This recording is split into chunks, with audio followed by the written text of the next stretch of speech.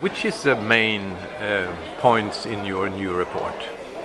Well, we've been writing books about sustainability for 30 years now, and we have never really addressed governance directly until this year. And for most people, it's really the largest obstacle to moving forward with sustainability and addressing climate change in particular.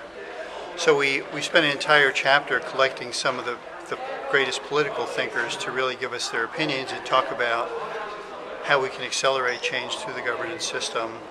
So we have a wide variety of analysis and recommendations. I can probably summarize a few of the recommendations as we go through the interview.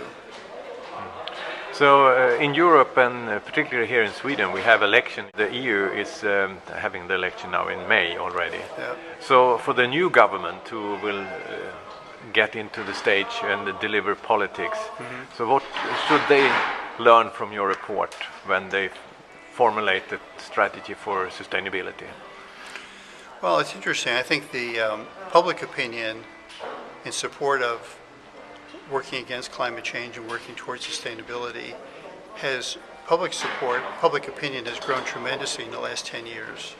And politicians at some point need to be very mindful of the fact that their electorate is beginning to use these issues in making their decisions.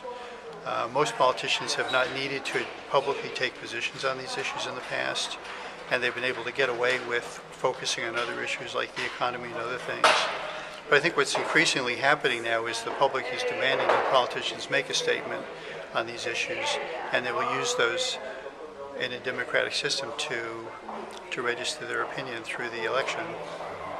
So do you think the government need to change their way of organization and their relationship to different stakeholders? Well, I think we do make some big points in the book about how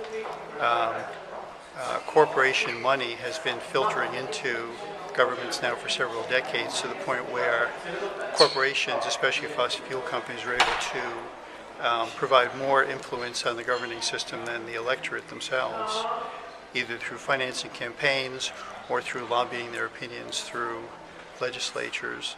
So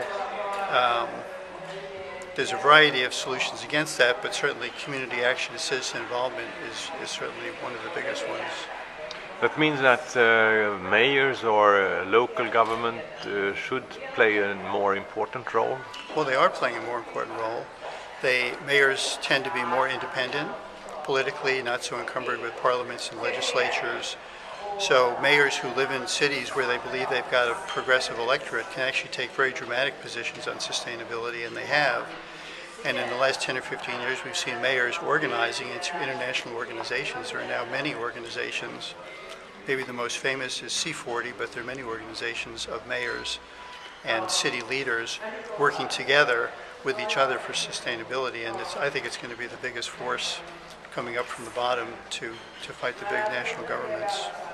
Thank you very much, Ed. Okay.